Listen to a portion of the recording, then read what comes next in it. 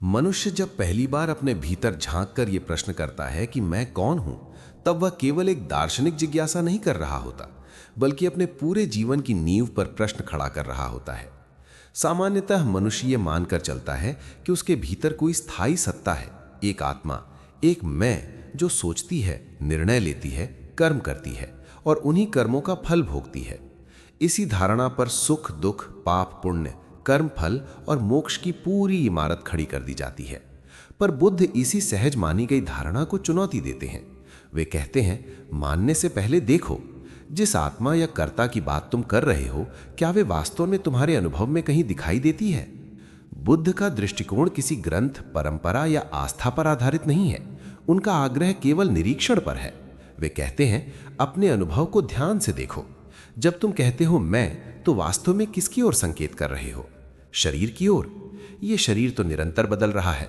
बचपन का शरीर कहीं और था, आज कुछ और है और आगे फिर कुछ और होगा। ये बीमार पड़ता है, कमजोर होता है, वृद्ध होता है और अंततः नष्ट हो जाता है। यदि यही आत्मा होती तो ये मेरे वश में होती, पर ये तो अपने नियमों से चलता है, इसलिए शरीर को आत्मा नहीं कहा जा सकता। फिर मनुष्य अपनी अनुभूतियों की ओर देखता है। सुख आता है, चला जाता है, दुख आता है, चला जाता है। जो आज सुख देता है वही कल पीड़ा का कारण बन जाता है। यदि आत्मा वास्तव में कोई स्थायी सत्ता होती तो अनुभूतियां इतनी अस्थिर क्यों होती? जो बदलता है वो स्थायी कैसे हो सकता है? बुद्ध यहीं रुकने को नहीं कहते, वे आगे बढ़ते हैं। वे पहचान की ओर ध्यान दिलाते हैं। नाम, पद, संबंध, भूमिका। कोई स्वयं को शिक्षक कहता है, कोई पिता, कोई सफल, कोई असफल। पर ये सब पहचाने परिस्थितियों पर निर्भर है। परिस्थितियां बदलती हैं और पहचान बदल जाती है। यदि आत्मा इन्हीं पहचानों में होती तो आत्मा भी बदलती रहती। फिर विचारों और इच्छाओं को देखो। एक विचार आता है, चला जाता है। एक इच्छा उठती है, शांत हो जाती है। क्रोध अचानक प्रकट होता है और कुछ समय बाद लुप्त हो जाता है। क्या तुम पहले तय करते हो कि अब क्रोधित होऊंगा, या क्रोध अपने आप उठाता है? यदि कोई स्थायी आत्मा कर्ता होती तो वह इन सब पर पूरा नियंत्रण रखती, पर अनुभव ऐसा नहीं है। अंत में चेतना बचती है, वह जो जानती है, देखती है, अनुभव करती है। पर चेतना भी किसी एक वस्तु पर स्थिर नहीं रहती। वह दृश्य से शब्द पर, शब्द से स्मृति पर और स्मृति से कल्पना पर चली जाती है। चेतना भी कारणों पर निर्भर है। इस प्रकार बुद्ध दिखाते हैं कि जिसे हम मैं कहते हैं वह वास्तव में शरीर, अनुभूति, पहचान, मानसिक प्रवृत्तियों और चेतना का एक निरंतर प्रवाह है। इन सब को जोड़कर हम एक नाम दे देते हैं, आत्मा। पर इनसे अलग कोई स्वतंत्र स्थायी सत्ता नहीं मिलती। जैसे रथ केवल उसके हिस्सों का नाम है, पहियों, धुरी और ढांचे के अलावा कोई अलग रथ नहीं होता, वैसे ही मैं भी केवल इन प्रक्रियाओं का नाम है। ये कोई ठोस वस्तु नहीं, बल्कि एक चलता हुआ अनुभव है। यहीं से अनात्मवाद का वास्तविक अर्थ स्पष्ट होता है। अनात्मवाद ये नहीं कहता कि मनुष्य का अस्तित्व नहीं है, ये कहता है कि मनुष्य एक प्रक्रिया है, कोई स्थायी इकाई नहीं। जीवन बहता हुआ है, ठहरा हुआ नहीं। समस्या तब शुरू होती है जब हम इस बहते हुए को स्थायी मान लेते हैं। हम कहते हैं ये मेरा है, ये मैं हूं, ये हमेशा रहेगा। और जब वही बदलता है, टूटता है या छिन जाता है तो हम दुखी हो जाते हैं। बुद्ध कहते हैं दुख का कारण संसार नहीं, दुख का कारण आत्मा की गलत धारणा है। यही कर्म और कर्ता का प्रश्न सामने आता है।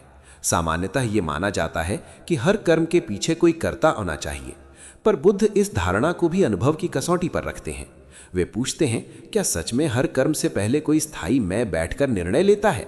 जब नींद आती है तो क्या कोई आदेश देता है कि अब सो? जब भय उठता है तो क्या पहले आत्मा निर्णय करती है कि अब डरना है?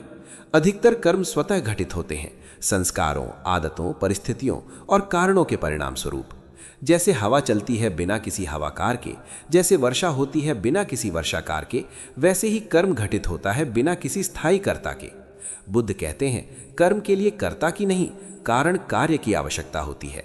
जहां कारण होंगे वहां परिणाम होगा। आग जलाती है, इसके लिए किसी आत्मा का निर्णय आवश्यक नहीं।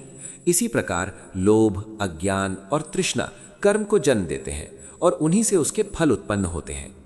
कर्म का सिद्धांत आत्मा पर नहीं, प्रवाह पर टिका है। इसलिए यदि आत्मा नहीं है तब भी नैतिकता समाप्त नहीं होती, बल्कि और अधिक गहरी हो जाती है, क्योंकि अब कोई स्थायी मैं नहीं है जिस पर दोष डालकर बचा जा सके। हर क्षण की प्रवृत्ति स्वयं उत्तरदायी हो जाती है। पुनर्जन्म का प्रश्न भी यहीं स्पष्ट होता है।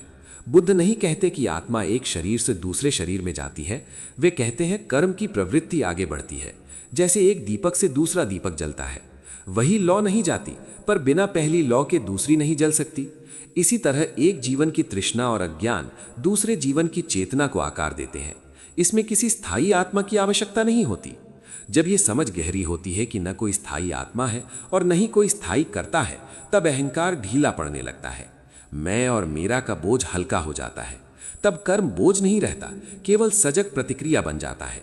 करुणा स्वाभाविक रूप से जन्म लेती है, क्योंकि तब कोई दूसरा बिल्कुल अलग सत्ता नहीं दिखता, बल्कि उसी प्रवाह का हिस्सा दिखाई देता है। अनात्मवाद कोई बौद्धिक सिद्धांत भर नहीं है, ये ध्यान में प्रत्यक्ष अनुभव किया जाने वाला सत्य है। जब साधक अपने विचारों, भावनाओं और संवेदनाओं को आते जाते देखता है, तो वो धीरे धीरे समझता है कि ये सब घट रहे हैं, पर इनमें से कोई भी मैं नहीं है। यहाँ तक कि देखने वाला भी किसी निश्चित रूप में पकड़ में नहीं आता। यही अनात्मबोध है। ये नकार नहीं, ये गहरी स्पष्टता है। निर्वाण का अर्थ आत्मा की मुक्ति नहीं, निर्वाण उस भ्रम की समाप्ति है जो आत्मा को वास्तविक मानता है। जब ये भ्रम गिरता है तो कोई शून्यता नहीं आती, बल्कि गहरी शांति प्रकट होती है, क्योंकि तब कुछ बचाने को नहीं रहता, कुछ साबित करने को नहीं रहता। जीवन संघर्ष नहीं रहता, प्रवाह बन जाता है। इस प्रकार अनात्मवाद मनुष्य से कुछ छीनता नहीं, बल्कि एक भारी गलतफहमी को हटा देता है। ये बताता है कि कर्म के लिए कर्ता की नहीं, जागरूकता की आवश्यकता है। जब मैं का बोझ गिरता है, तब जीवन हल्का, सरल और करुणामय हो जाता है। यही बुद्ध का गहरा और मौन संदेश है। जो बदल रहा है उसे स्थायी मत मानो, उसी समझ में दुख का अंत और शांति की शुरुआत छिपी है।